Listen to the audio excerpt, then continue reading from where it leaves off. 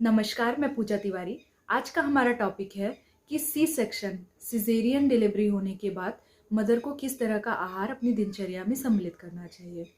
तो शुरुआत का जो 24 घंटा होता है, 24 आवर्स मदर एनपीएम रहती है, उसको मुंह से कुछ देना नहीं होता। 24 घंटे के बाद उनको लिक्विड डाइट स्टार्ट की जाती है। तो लिक्विड में आप जैसे दाल का पानी, नारियल का पानी, सब्जियों का सूप ले सकते हैं, ब्लैक टी, काली चाय ले सकते हैं, दलिया का पानी। ये सब लिक्विड जो है वो ऑल्टरनेट कर करके अपनी डाइट में आप इंक्लूड कर सकते हैं।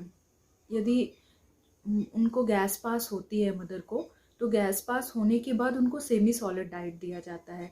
सेमी सॉलिड डाइट में जैसे आप इनको चाय के साथ 2 बिस्किट खा लिए ब्लैक टी के साथ, फिर उसके बाद नाश्ते में इनको पतला दलिया या उपमा ऐसा कुछ बना के दे सकते हैं आप। इडली दे सकते हैं, ढोकले प्रेफर कर सकते हैं, ये क्योंकि लाइट फूड होता है वो उनको दे सकते हैं।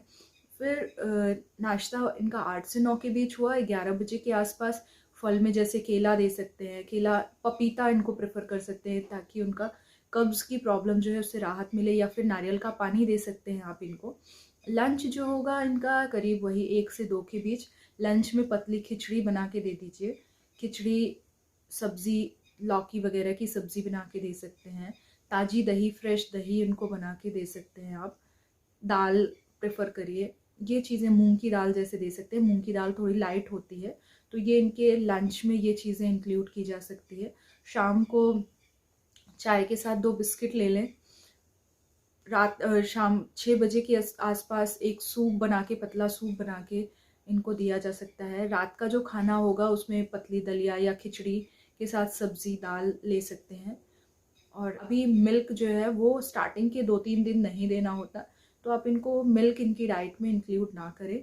फिर उसके बाद अगला जो 72 आवर्स होता है, 72 घंटे के बाद जब उनको मोशन पास हो जाता है प्रॉपर, तो नॉर्मल खाना पीना शुरू किया जा सकता है।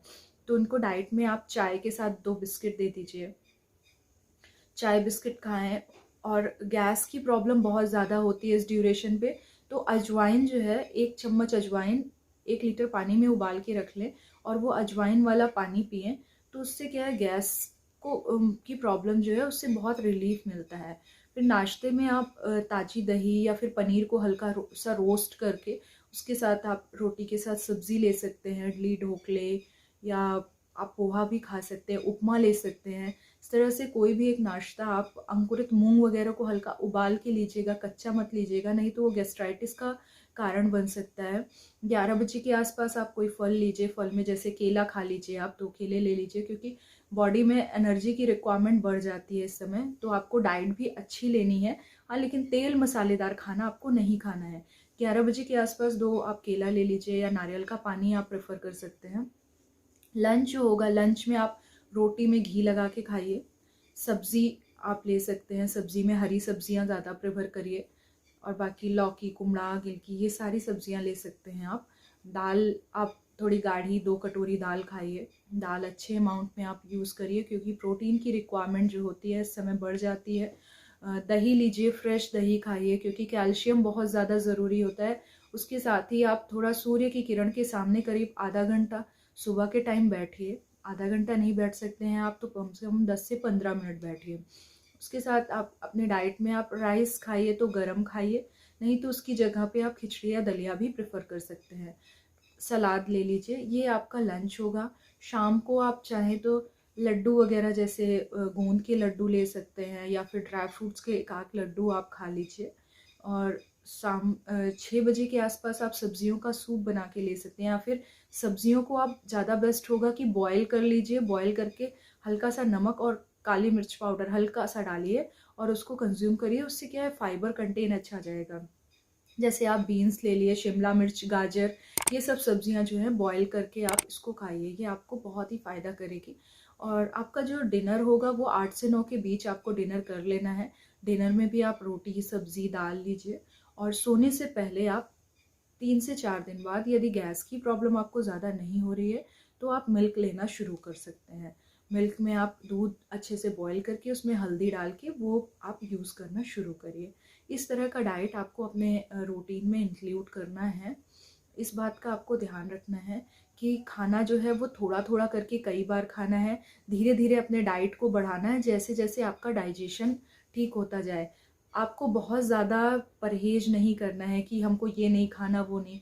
धीरे-धीरे आपको खाने में सारी चीज़ें इंक्लूड करनी है, क्योंकि यदि आप प्रॉपर न्यूट्रिशन नहीं लेंगे तो आपके बच्चे को प्रॉपर न्यूट्रिशन नहीं मिलेगा।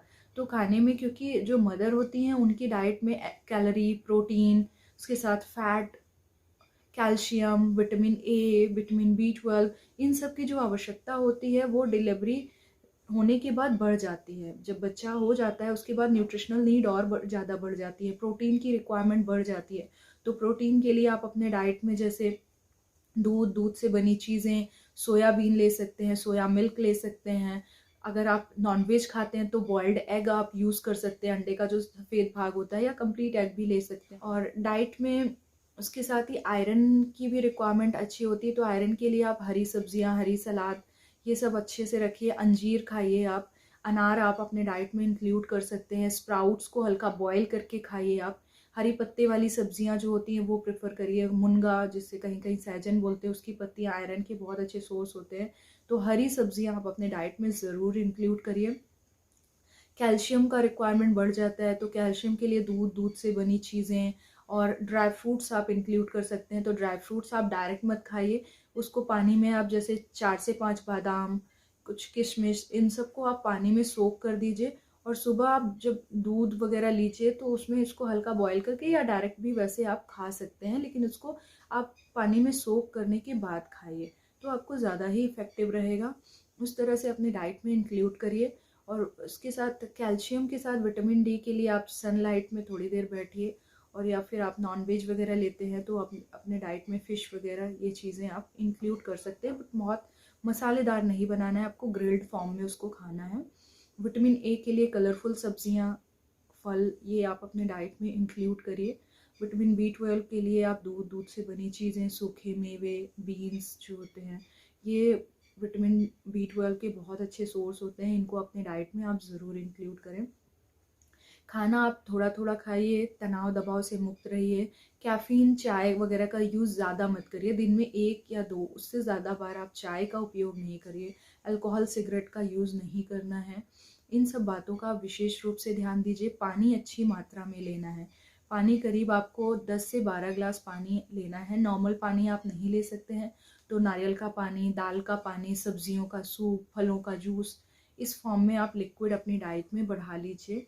इस तरह से लेना है। चलना फिरना बहुत ज़रूरी है, क्योंकि आप फिज़िकली एक्टिव नहीं रहेंगे तो आपका डाइजेशन भी प्रॉपर नहीं होगा। तो उसके लिए ज़रूरी है कि आप रेगुलर बेसिस पे आधा घंटा आप कंटिन्यू वॉक नहीं कर सकते, तो थोड़ा थोड़ा करके 15 मिनट सुबह, 15 मिनट शाम को ऐसे एक्सरसाइज करिए। गैस से बचने के लिए, गैस की प्रॉब्लम से बचने के लिए तेल मसालेदार खाना मत खाइए। खाना थोड़ा थोड़ा करके कई बार खाइए। और उसके साथ ही ये बात भी ध्यान रखिए कि 1 लीटर पानी में आप अजवाइन वाला पानी कंज्यूम करिए। अजवाइन का पानी गर्म करके बीच बीच में आप पीजिए, उससे गैस के लिए बहुत ही इफ़ेक्टिव रहेगा। डिलीवरी के बाद कॉन्स्टिपेशन की प्रॉब्लम भी बहुत देखी जाती है, तो कॉन्स्टिपेशन से बचने के लिए आप लिक्विड अच्छी मात्रा में लीजिए। उसके साथ ही हरी सब्जियां और हरी सलाद, ताजे फल, ये अपने डाइट में ज़रूर आप इंक्लूड करिए। एटलीस्ट 2 बार आप फल खाइए, पानी भरपूर मात्रा में लीजिए। 2 बार आप हरी सब्जियों का इंक्लूड करिए। जो भी आप डाइट बनाते हैं उसमें सब्जियां इंक्लूड करके फिर उसको बनाइए। उसके माध्यम से आपके शरीर में सब्जियां जो हैं वो, फल सब्जियां आप पहुंचेंगी। सलाद आप अच्छी मात्रा में खाइए। इन सब बातों का आप ध्यान रखिए। यदि आप डायबिटिक भी हैं तो खाने में सिंपल शुगर नहीं लेना है आपको, कॉम्प्लेक्स फॉर्म में आप सीरियल्स को इंक्लूड करिए। और बीच बीच में अपने शुगर की जांच कराते रहिए। यदि थायराइड है आपको तो थायराइड के लिए अपने TSH लेवल को मेंटेन करिए। और इसके साथ ही रॉ फॉर्म में पत्ता गोभी, फूल गोभी, मूली मत खाइए, उसको बॉईल करके खाइए। कच्चे फॉर्म में वो बहुत ही नुकसानदायक होती है। इन सब बातों का आप विशेष रूप से ध्यान रखिए। और थायराइड की दवा खाने के कम से कम आधे घंटे बाद ही कुछ खाना है। इन सब चीज़ों का आपको ध्यान रखना है। ज़्यादा देर आपको खाली पेट नहीं रहना है, क्योंकि आपकी भी बॉडी वीक हो चुकी है, तो उसको प्रॉपर न्यूट्रिशन की ज़रूरत है। उसके साथ ही आपका बच्चा आपकी ब्रेस्ट फीड पे है, तो जब तक आप प्रॉपर डाइट नहीं लोगे तो आप बच्चे को फीड कैसे कराएंगे। इसके साथ ही बच्चे के लिए भी कुछ बातें बहुत ज़्यादा ज़रूरी हैं, कि बच्चे को कम से कम 6 मंथ तक मदर फीड पे ही रखना है। आपको बाहर का जूस या शहद या कुछ भी ऐसा आपको बच्चे को नहीं देना है।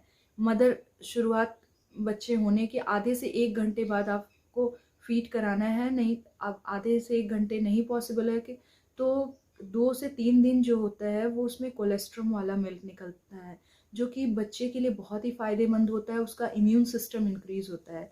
यदि मदर बीमार है तो भी वो बच्चे को फीड करा सकती हैं, उससे उनको कोई प्रॉब्लम नहीं होगी। और बच्चे को बाहर की कोई भी चीज़ नहीं देनी है, नहीं तो उसको इन्फेक्शन हो जाएगा। 6 महीने के बाद आप उसको सप्लीमेंट्री डाइट आप दे सकते हैं, लेकिन 6 मंथ के पहले आपको कंप्लीटली मदर फीड पे ही रखना है।